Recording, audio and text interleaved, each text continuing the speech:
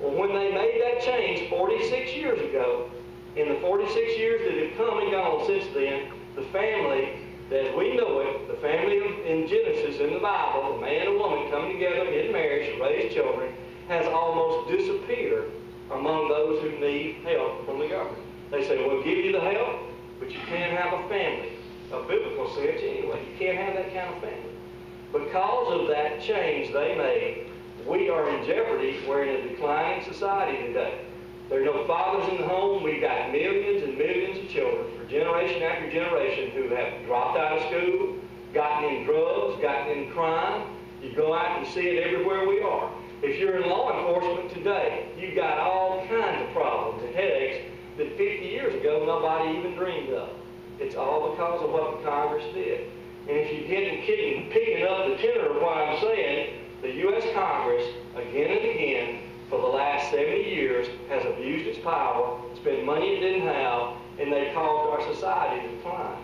And it goes back to the fact that they didn't follow those limits in the Constitution. Now, one other side of it, and I'm going to wrap up here in a minute, the U.S. Supreme Court, on the other side of the ledger, they haven't followed the Constitution either. Have you ever wondered why children can't pray in public school today? Why not? The First Amendment in the Constitution says that Congress shall make no law respecting an establishment of religion. The founders didn't want a Church of the United States created, so they put that in there because they had a Church of England where they came from, and everybody had to belong to the Church of England. Everybody had to give their money to the Church of England. They didn't want that, so they put that in the Constitution, the First Amendment. That's all they meant. But Thomas Jefferson, later on, wrote a letter to the Danbury Baptist Association, and he said in his letter, in his opinion, there's a wall of separation between church and state. Well, Thomas Jefferson was a deist. I like him. He was a conservative guy, but on religious matters, he was different than most people. He was a deist, and he rewrote his own Bible and took any reference to Jesus being the Son of God out of the Bible. That's the way he looked at it. Now, he wasn't around when the Constitution was written. He wrote the Declaration of Independence, but he was in France when the Constitution was written, and he was on the way back home when it was ratified. He didn't have a part to play in it. That was simply his opinion about religious matters. Well, in 1947, the U.S. Supreme Court had a case where somebody was complaining that a township in New Jersey was busing Catholic children around town for certain events using public money. They went up to the Supreme Court. The Supreme Court said that was okay. But Hugo Black was a senator from Alabama that Roosevelt put on the Supreme Court, and Hugo Black just threw this language into his opinion that he wrote. He said, there's a wall of separation between church and state. It's impregnable, cannot be breached. He just said that. He said that on his own. Well, that didn't impact that case, but in 1962, the majority of the U.S. Supreme Court wrote an opinion, and they said that children could not be led in organized prayer in public school anymore because there's a wall of separation between church and state. Now, if y'all pull this thing out or look it up and read it for the next month, you won't find anything in it about a wall of separation between church and state. They made it up. And what had happened was a bunch of liberals on the U.S. Supreme Court wanted it to be that way, so they just said it was so. And when they said it was so, they took away our freedom and the freedom of all Americans to worship the way we wanted to, or to pray in school, or whatever we wanted to do. The founders would have never, ever thought of anything like that or had those restrictions. But the liberal U.S. Supreme Court said that, and that's the way it's been since then. The U.S. Congress could have done something about that, and I'll get to that in a minute. But they didn't. They did. And since then, they said in 63, no Bibles in public school. In 1992, no graduation prayers at high school graduations. No major scenes on the public square at Christmas. No Ten Commandments at the courthouse. And on and on and on they went. We've lost our freedom. The things that y'all joined the military and took an oath to defend was taken away by the U.S. Supreme Court itself. We're losing our freedom not from enemies without, but from our own people within. The U.S. Supreme Court in 1965 in a case said there was a right to privacy, and they overturned a Connecticut law that prohibited people from having contraceptives in their homes. Well, they made up that right to privacy. It's not in the Constitution. You say, how does that really matter? Well, in 1973, in a case that came up before me, they overturned 43 state laws, almost every state in the country, and the District of Columbia laws, to say that states could not regulate abortions anymore. That women had this right to choose that nobody had ever discovered before, and they said it was because of this right to privacy that they made up in 1965. And that has divided the country bitterly in half for 8 years, I guess now. Bitterly divided the country. The Supreme Court had no authority to do that. And regardless of how somebody feels about that issue, you have to ask yourself this question. Do you want 5 people, that's the majority of the court, to decide this for the entire nation, for all of us, and for everybody in every other state? Regardless of how we feel about it, regardless of how the people we elect to send to the state legislatures, how they feel about it. That's what's happened to us. We've lost our freedom. One final thing about the Supreme Court. Next year, this is my prediction, the Supreme Court of the United States is going to say there is a constitutional right to recognize, for every state to recognize same-sex marriage, homosexual marriage. They're going to say that. We're getting into some tough stuff here talking about this, but the Supreme Court is going to find that right. When they do that, every state that has voted on that, and every state that has enacted laws, just about every one of them almost, will have their laws swept aside because 5 people on the Supreme Court say that that's the way things ought to be.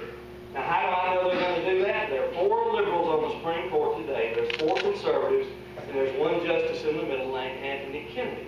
Kennedy was the substitute for Robert Bork. When Ronald Reagan appointed him, the Senate wouldn't confirm Bork. Bork was the first, he was a real conservative, and he was the first justice that the court wouldn't confirm because of political reasons. Reagan substituted Anthony Kennedy. And in 2003, in a case called Lawrence v. Texas, Anthony Kennedy wrote an opinion that said the Texas law making relations between same-sex couples illegal was unconstitutional. He said that that can't stand, the Constitution won't allow it. Well, he basically just made that up. And Justice Scalia conserved him on the court, dissented, and he said this case out of Texas is the end of all morals legislation by states. It's the beginning of the end. He said that eventually laws that prohibited incest, bigamy, polygamy, bestiality, all of these things that we hold as morals, our moral standards, the courts, federal courts are going to sweep away. That we don't have the right to decide this for ourselves. 5 people, 5 liberals on the Supreme Court are going to decide these matters for us from now on. Does that sound like freedom? Does that sound like what the founders wanted for us when they wanted to die for freedom and write that Constitution? The federal courts have taken over our country. The Congress has abused its right. You remember I asked you how many people starved to death in Alcorn County in 1952. How many people were homeless? Nobody. People took care of each other back then. When I grew up, we had a commodity house in Uportland. If anybody needed food or anything, they'd go down there. They could get it. It was surplus agricultural products. And people could make do. They just wouldn't want to go down there all the time. And no family was jeopardized. Families stayed together. And they tried to get up and come up economically as soon as they could. Not anymore. They know they're in a system that they can't get out of and don't want to get out of because of the federal government and the U.S. Congress. We're losing our freedom because of the federal courts.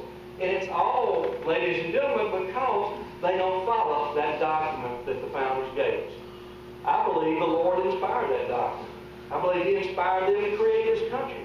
We are a God-inspired place.